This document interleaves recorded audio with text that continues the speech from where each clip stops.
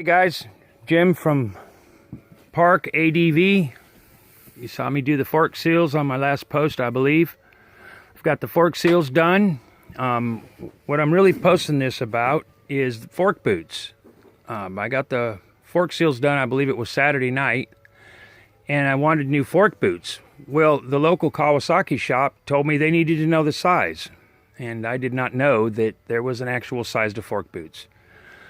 Bikes come in different diameter fork tubes, and they also come in different suspension travel.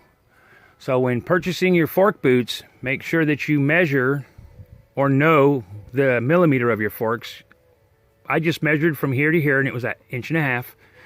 And then down here where the boot slides over the bottom leg, it was 2.5 inches. And my bike has 9.5 inches of front travel, I believe it is. And so a 12-inch fork boot would do just fine.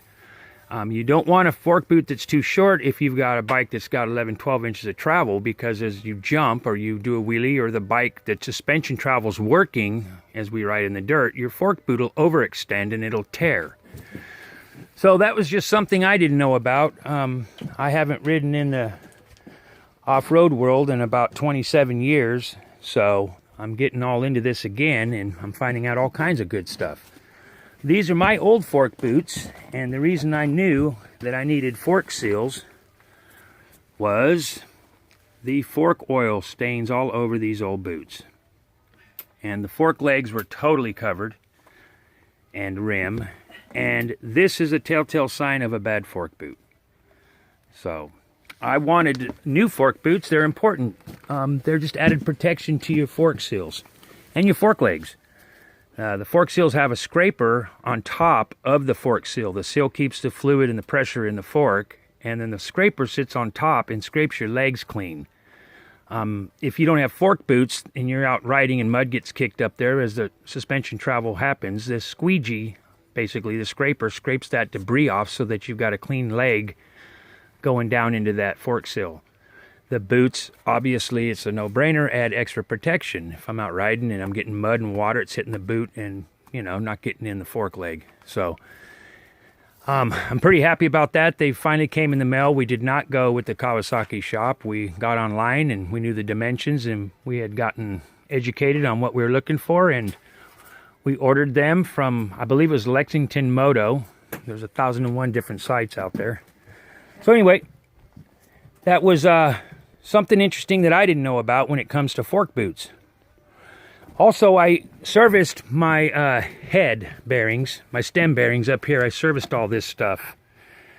Since I had the fork legs off, I went ahead and dropped the stem bolt, you know, the whole steering stem out, and serviced the bearings in there. They're pretty important.